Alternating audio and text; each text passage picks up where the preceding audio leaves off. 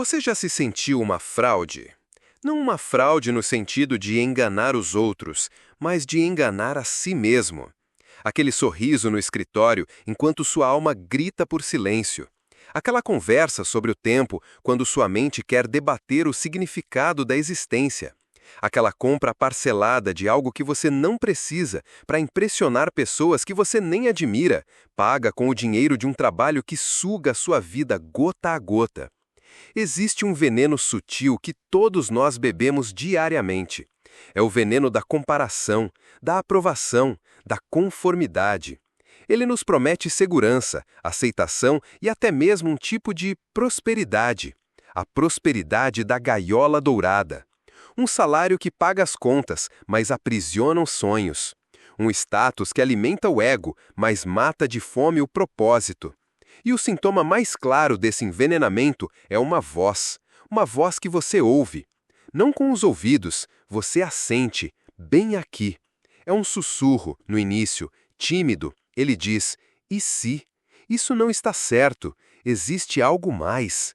Nós aprendemos a abafar essa voz, com barulho, com trabalho extra, com entretenimento barato. Com a busca incessante por mais dinheiro, acreditando que a riqueza material vai de alguma forma comprar o silêncio dessa inquietação. E aqui está o paradoxo que vai desafiar tudo o que te ensinaram sobre sucesso, dinheiro e propósito. A verdadeira riqueza não está em acumular o que o mundo valoriza, mas em ter a coragem de manifestar o que só você possui. E essa voz que você tenta silenciar, não é sua inimiga, é o seu maior ativo. É o som do seu gênio interior implorando para nascer. E hoje nós vamos aprender a ouvir. Nós vamos desenterrar a sabedoria de um homem que há quase 200 anos escreveu o mapa para essa libertação. Um homem chamado Ralph Waldo Emerson. E a sua mensagem é tão chocante, tão contrária à lógica comum, que pode ser a única coisa capaz de te salvar do maior suicídio de todos, o da imitação. Bem-vindo, bem-vinda. Se você ainda está aqui, é porque aquela voz sussurrou um sim. Você sentiu a verdade na provocação inicial. O que vamos fazer agora não é uma aula de filosofia. É uma cirurgia de peito aberto na sua percepção da realidade. Emerson, em seu ensaio Self-Reliance, ou Confiança em Si Mesmo, não nos deu um manual de autoajuda. Ele nos deu uma declaração de guerra, uma guerra contra a mediocridade que a sociedade chama de bom senso.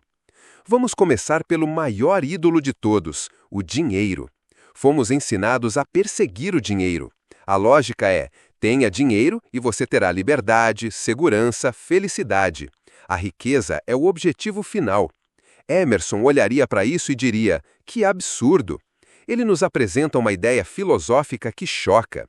O dinheiro não é um objetivo, é uma consequência. É um eco. Um eco de quê? Do valor que você emana para o universo. E de onde vem esse valor? Vem da sua originalidade, do seu gênio. Pense nisso. O mundo já tem bilionários, executivos, advogados, médicos. O mundo não precisa de mais uma cópia carbono do que já existe. O que o mundo anseia, o que ele paga generosamente, é pela autenticidade.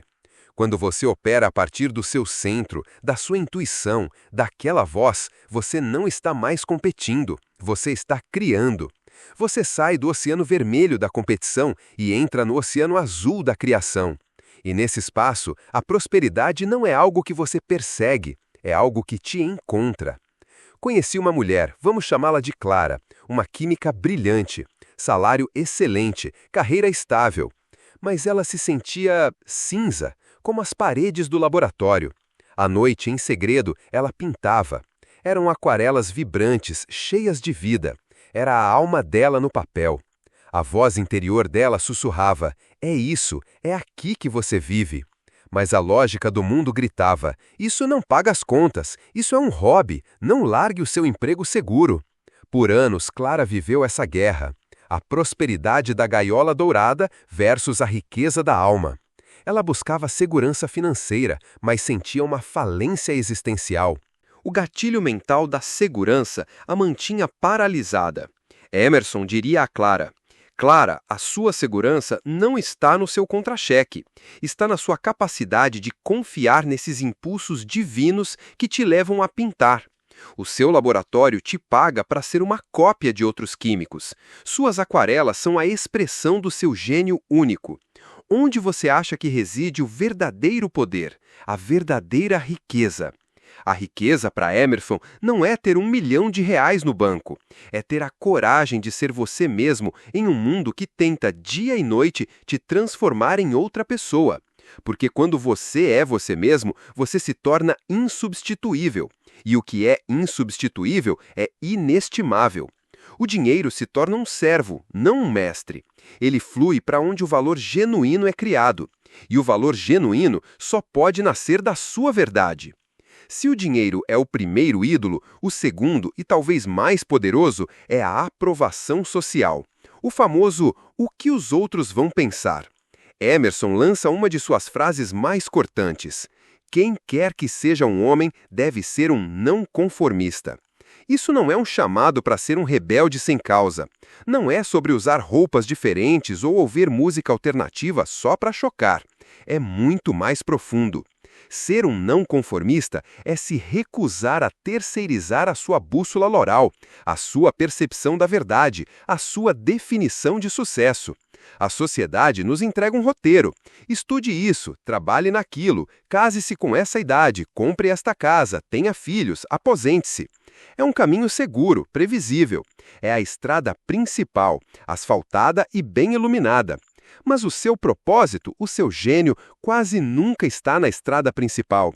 Ele está em uma trilha mal sinalizada, no meio da floresta, que só você consegue ver. Seguir essa trilha exige que você ignore as buzinas e os gritos daqueles que estão na estrada principal, te chamando de louco, de irresponsável. E isso nos leva a outro gatilho mental poderoso: a perseverança. Nos ensinaram que perseverar é a chave. Nunca desista. E isso é uma meia-verdade perigosa. Emerson nos ensinaria a perguntar: perseverar em quê? Perseverar em um emprego que te mata? Perseverar em um relacionamento que te diminui? Perseverar em um caminho que não é o seu só porque você já investiu muito tempo e energia nele? Isso não é perseverança, isso é teimosia. É a falácia do custo irrecuperável aplicada à sua própria vida. A verdadeira resiliência, a perseverança que Emerson exalta, é a perseverança em ser fiel a si mesmo. É a coragem de abandonar um projeto de 5 anos que não faz mais sentido. É a força para sair de um caminho seguro que está te levando para o penhasco da insignificância pessoal. Pense no Rafael. Família humilde, a grande esperança era que ele passasse em um concurso. Estabilidade, segurança, orgulho para os pais. Ele estudou por 3 anos, abdicou da vida social, da saúde. Ele perseverou e passou. No dia da posse, foi um herói. Mas no segundo dia de trabalho, ele sentiu o peso da gaiola dourada se fechando.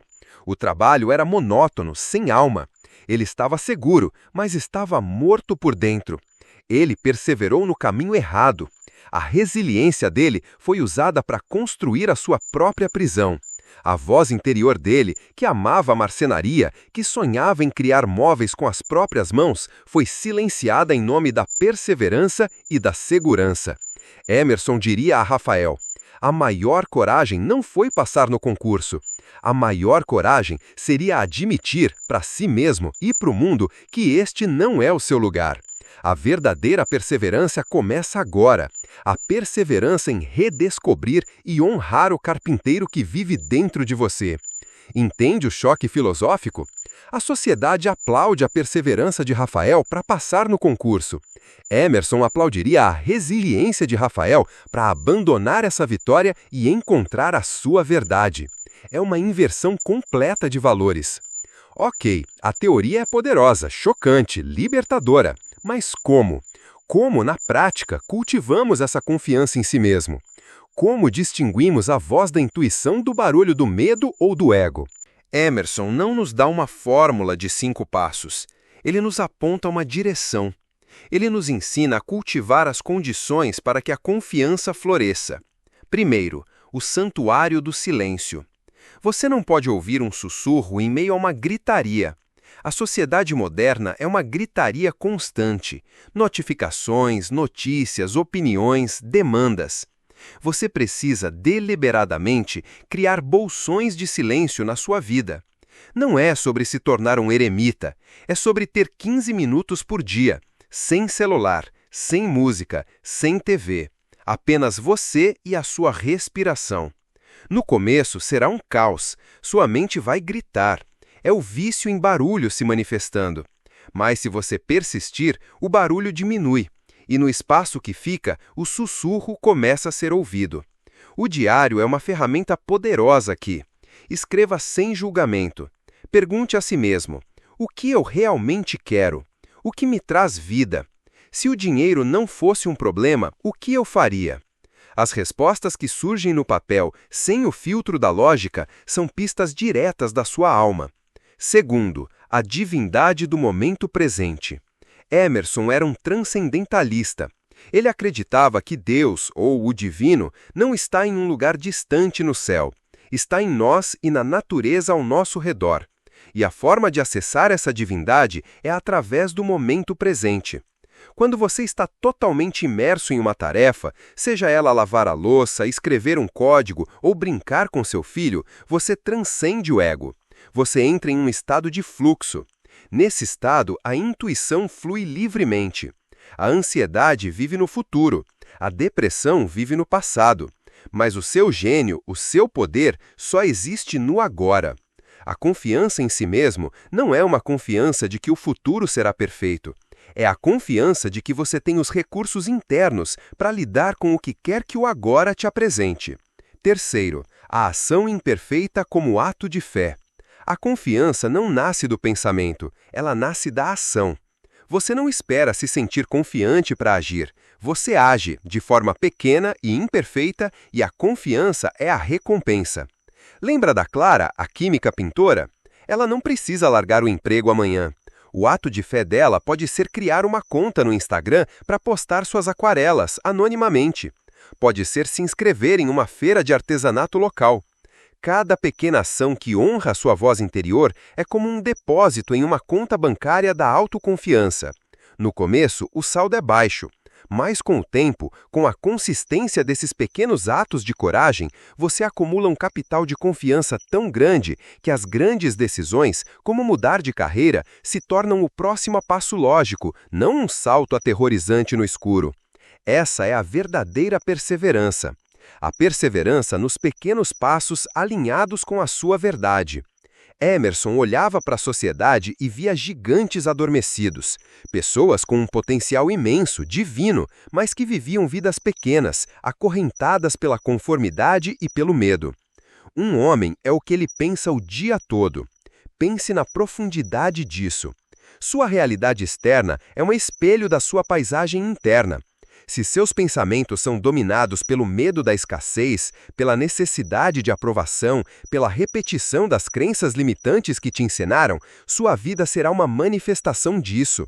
A jornada da autoconfiança é, portanto, uma jornada de higiene mental. É questionar cada crença. Eu preciso trabalhar duro para ganhar dinheiro? Será? Ou eu preciso trabalhar com inteligência e alinhamento, expressando meu dom único? Eu preciso agradar a todos? Será? Ou eu preciso ser fiel a mim mesmo e as pessoas certas serão atraídas por essa autenticidade? Fracassar é vergonhoso? Será? Ou cada fracasso é um feedback precioso da minha bússola interior me reajustando para o meu verdadeiro norte? Desafiar essas lógicas comuns é o trabalho mais difícil e mais importante que você fará. É reescrever o roteiro que foi implantado em você desde a infância. O propósito não é algo que você encontra, é algo que você decide. Você decide que sua vida terá significado. Você decide que sua voz interior é o seu guia mais sagrado. Você decide que a sua expressão autêntica é a sua maior contribuição para o mundo. E quando você toma essa decisão, algo mágico acontece. O universo começa a conspirar a seu favor. Não porque o universo é uma entidade sentimental, mas porque você, pela primeira vez, está operando de acordo com as leis da sua própria natureza. Você para de nadar contra a correnteza do seu próprio ser. Você se torna uma força da natureza. Estamos chegando ao fim da nossa jornada de hoje, mas ao começo da sua. Vimos que a busca por dinheiro como um fim em si mesmo é uma armadilha que gera pobreza de alma. Vimos que a busca por aprovação é o suicídio da sua originalidade. Vimos que a perseverança cega pode ser uma ferramenta de autossabotagem.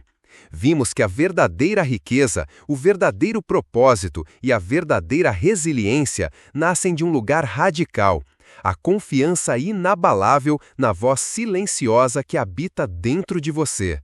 A vida de Marcos, preso na fraude corporativa. A vida de Clara, com medo de mostrar sua arte. A vida de Rafael, que trocou sua paixão por uma segurança vazia. Essas não são apenas histórias, são espelhos. Em qual desses espelhos você se vê? A sua vida não é um ensaio, esta é a apresentação principal. Cada dia que você vive em desalinhamento com a sua verdade é uma página em branco no livro da sua história. Cada momento em que você ignora sua intuição é uma pequena traição contra o gênio que o universo depositou em você e somente em você. O mundo não precisa de mais uma cópia, ele precisa desesperadamente do seu original. Da sua arte, da sua ideia, da sua energia, da sua solução. O que você considera seu estranho, sua esquisitice, é a assinatura da sua alma. É a sua vantagem competitiva no jogo da vida. Então, eu te pergunto, por quanto tempo mais você vai deixar seu gigante interior adormecido? Por quanto tempo mais vai negociar a vastidão do seu potencial pela segurança de uma gaiola? Lembre-se disto. A maior tragédia da vida não é a morte, mas viver uma vida que nunca foi verdadeiramente sua. O seu primeiro ato de rebelião, o seu primeiro passo na jornada da autoconfiança não precisa ser grande. Ele precisa ser hoje, agora. Assim que este vídeo terminar, antes que o barulho do mundo invada novamente, pegue a primeira folha de papel que encontrar e uma caneta. Vá para um lugar silencioso e escreva no topo: se eu não tivesse medo, eu. E então, escreva. Escreva sem parar, sem julgar, sem censurar. Deixe a sua alma sangrar no papel. Aquilo que aparecer ali, por mais louco ou impossível que pareça, é o primeiro sussurro do seu gênio. É o seu mapa do tesouro. Você pegou aquele papel, encontrou aquele momento de silêncio e respondeu à pergunta: se eu não tivesse medo, eu. Eu sei que você o fez, talvez não no papel, talvez apenas no santuário da sua mente. Mas você o fez. E por um instante, um glorioso e aterrorizante instante, você sentiu. Você sentiu a liberdade, sentiu o poder pulsando naquelas palavras.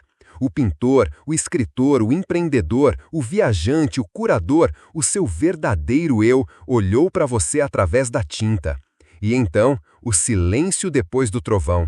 A ressaca da coragem. A voz que se seguiu àquele momento de clareza não foi a do seu gênio, foi outra voz. Uma voz mais antiga, mais alta, mais razoável.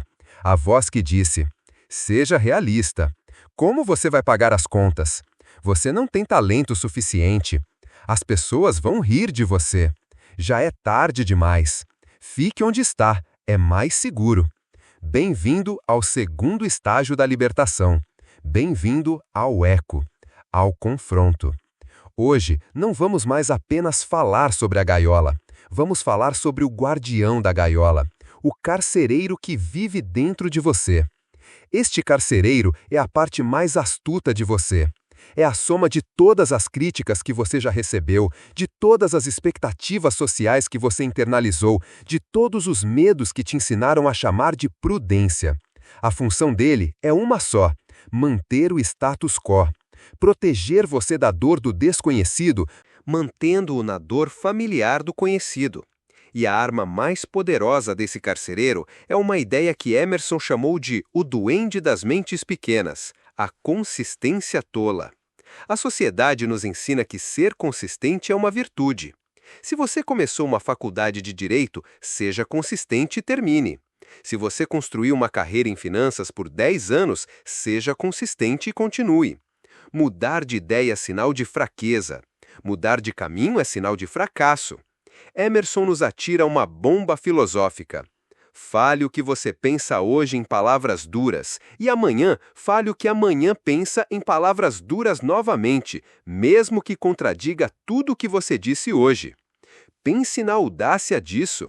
Ele está te dando permissão divina para evoluir, para ser uma pessoa hoje e uma pessoa diferente, mais sábia amanhã. Sua lealdade não é com a versão passada de si mesmo. Sua lealdade é com a verdade que se revela a você, momento a momento. O seu carcereiro interior odeia isso. Ele te mostra o álbum de fotos da sua vida e diz: veja, você sempre foi assim. Você é essa pessoa. Mudar agora seria uma traição a tudo que você construiu. E aqui está a verdade que desmonta essa prisão. Aquilo que você construiu não é você. É apenas o andaime em torno da estátua que você ainda está esculpindo. A lealdade ao andaime, em detrimento da estátua, é a definição da loucura. O seu propósito não é ser consistente com o seu passado. É ser consistentemente corajoso o suficiente para seguir a sua intuição, não importa para onde ela te leve. A verdadeira resiliência não é aguentar o caminho errado, é ter a força para recalcular a rota quantas vezes forem necessárias. Vamos voltar para Clara, a nossa química que pintava aquarelas. Lembre-se, o primeiro passo dela foi criar uma conta no Instagram para sua arte. Ela postou a primeira foto, o coração batendo forte, o ato de fé. E o que aconteceu? 4 curtidas, uma delas da mãe dela. No dia seguinte ela postou de novo, 3 curtidas. Uma semana depois, um comentário de um perfil anônimo: não largue seu emprego. O carcereiro interior de Clara começou a gritar: eu te avisei, você está fazendo papel de boba. Você é uma química, uma cientista, respeitada, segura. O que você está tentando provar? Que é uma artista fracassada? Volte para o laboratório, apague essa conta, ninguém se importa com suas pinturas. Aquele sentimento inicial de liberdade se transformou em vergonha. A busca por propósito começou a parecer uma fantasia infantil e humilhante. Ela estava prestes a ceder, prestes a voltar para a segurança cinzenta de sua vida antiga. É neste ponto que 99% das pessoas desistem. No vale da decepção, onde a realidade não corresponde à fantasia inicial, onde o trabalho duro ainda não gerou resultados, onde o carcereiro parece ter a voz da razão. O que o carcereiro de Clara usou contra ela? Lógica. É lógico que você não vai conseguir viver de arte. É lógico que seu emprego é mais seguro. É lógico ser consistente com a sua carreira de sucesso. E aqui Emerson nos joga outra de suas ideias mais subversivas: a celebração do capricho ou do impulso, o em.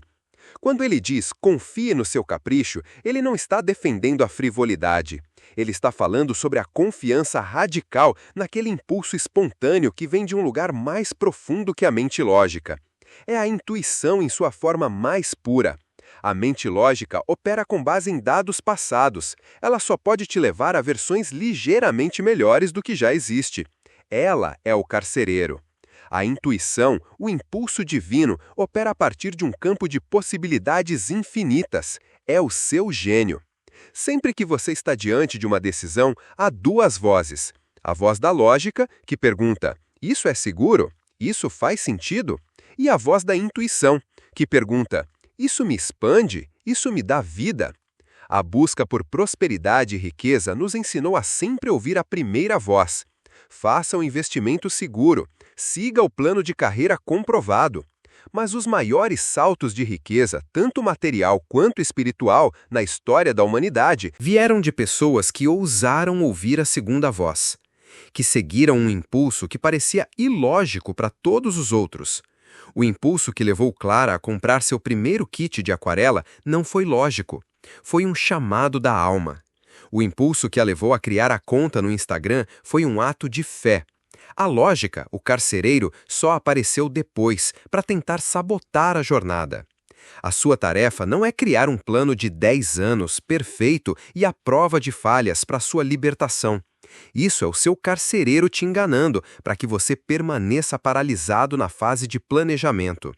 A sua tarefa é cultivar a sensibilidade para ouvir o impulso de hoje e a coragem para agir sobre ele, por menor que seja. O que a sua alma te pede para fazer hoje, não amanhã, não ano que vem, hoje. É escrever uma página? É fazer uma ligação? É pesquisar um curso? É caminhar na natureza? Esse pequeno ato, aparentemente insignificante, é o seu fio de Ariadne para sair do labirinto. Mas e o dinheiro? E a sobrevivência? A pergunta do carcereiro ainda ecoa. Como você vai pagar as contas? Este é o gatilho mental supremo, o medo da escassez. Vamos ser brutalmente honestos. A transição da vida de imitação para a vida de autenticidade pode e muitas vezes envolve um período de vazio, um vácuo, onde a segurança do antigo se foi, mas a prosperidade do novo ainda não se materializou. Este é o teste final. A sociedade chama isso de fracasso. Emerson nos ensinaria a chamar de vazio fértil. Pense nisso como um agricultor. Ele não pode plantar a nova safra no mesmo solo onde a antiga ainda está crescendo. Ele precisa primeiro arar a terra. Por um tempo, o campo parece vazio, destruído, improdutivo. Mas é nesse vazio que o solo está sendo preparado para receber as sementes da nova abundância. Sua vida é esse campo. Você não pode receber a prosperidade destinada ao seu eu autêntico enquanto estiver agarrado aos frutos do seu eu falso. Isso exige uma redefinição radical da palavra riqueza. Durante esse período de transição, sua riqueza não será medida pelo seu extrato bancário. Sua riqueza será medida pela sua coragem, pela sua integridade, pelo conhecimento que você está adquirindo, pela pessoa resiliente que você está se tornando. Você está acumulando um tipo diferente de capital, o capital da alma. E a perseverança? A perseverança não é Clara postando 100 fotos e esperando se tornar famosa.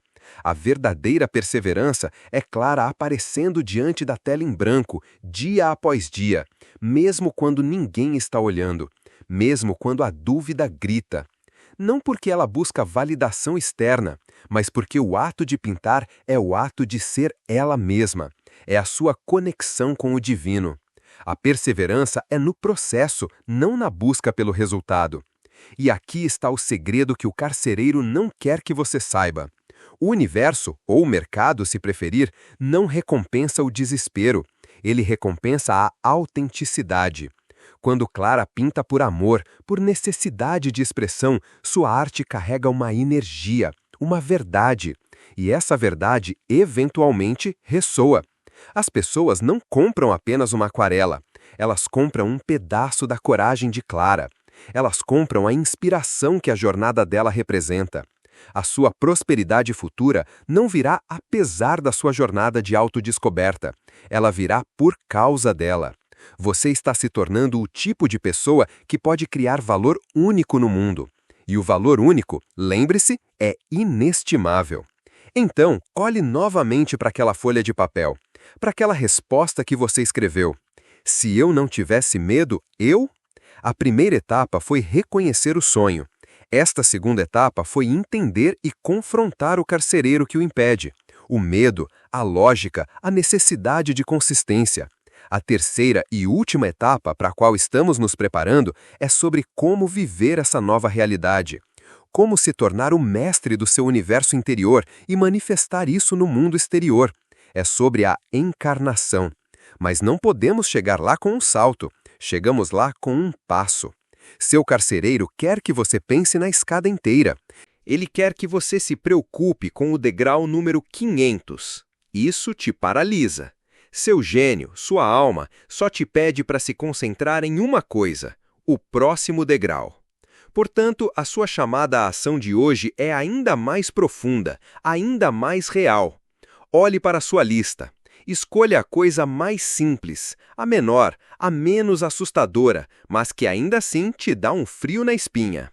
Não é largar meu emprego, é pesquisar por 15 minutos sobre aquele curso de marcenaria. Não é escrever um livro, é escrever um parágrafo. Não é lançar meu negócio, é mandar um e-mail para aquela pessoa pedindo um conselho. A sua tarefa, antes da nossa próxima conversa, é dar esse único e minúsculo passo. Um passo tão pequeno que a sua lógica não consiga vetá-lo, mas tão verdadeiro que a sua alma sinta a vibração. Esta é a verdadeira batalha. Não é contra o mundo, é contra a sua própria resistência em se tornar quem você realmente é. Na nossa próxima e última parte, vamos falar sobre o que acontece quando você começa a dar esses passos de forma consistente. Vamos falar sobre a sincronicidade, sobre como o universo começa a conspirar a seu favor de formas que a lógica não pode explicar. Vamos falar sobre como construir uma vida inteira em torno da sua verdade. Mas primeiro, você precisa dar o próximo passo. Lembre-se, o medo não desaparece para que você possa agir. Você age com o medo ao seu lado, e ao fazer isso, você demonstra a ele quem está no comando. A sua próxima evolução não será televisionada, será vivida em silêncio, nesse pequeno ato de coragem que você está prestes a cometer. Você deu o passo. Talvez tenha sido um passo físico, a compra daquele livro, a primeira pincelada na tela, aquele e-mail enviado com o coração na boca. Ou talvez tenha sido um passo invisível, um não dito com firmeza onde antes só havia um sim relutante. Um momento de silêncio escolhido em vez de uma distração barulhenta. Não importa o tamanho. O universo não mede o tamanho dos passos, ele mede a direção da intenção. E com esse único passo, você mudou a geometria da sua realidade. Você saiu da linha reta da conformidade e entrou na espiral da evolução. E agora? O que acontece agora? Você pode estar esperando um trovão, um sinal dos céus, uma confirmação externa de que você está no caminho certo. Mas o que vem a seguir é muito mais sutil e infinitamente mais poderoso.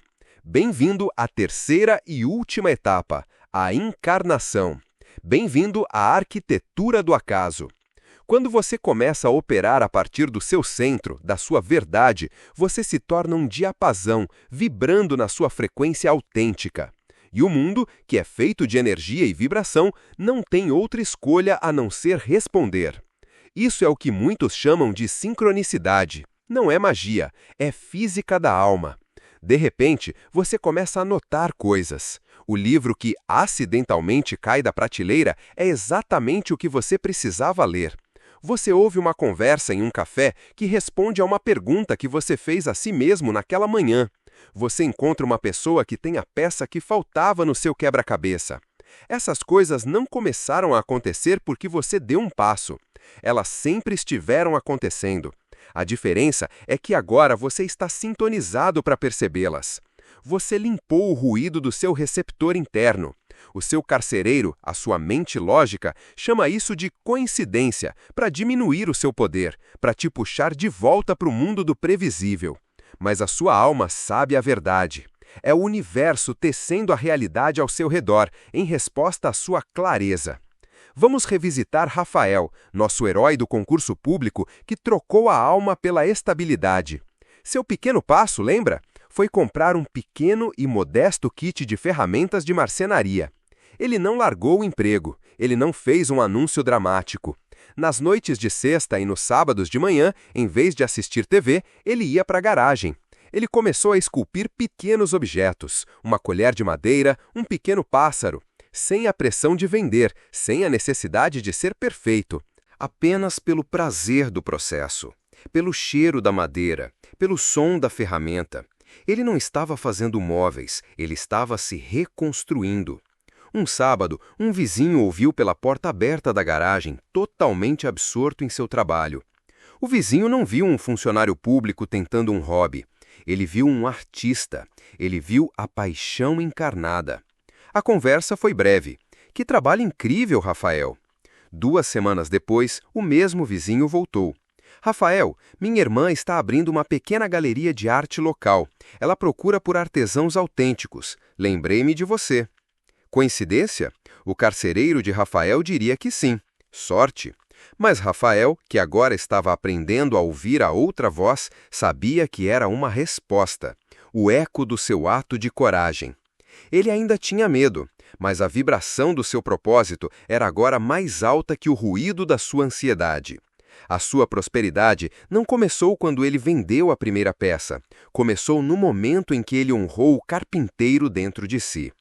O dinheiro que se seguiu foi apenas a confirmação material de uma riqueza que ele já havia reivindicado internamente.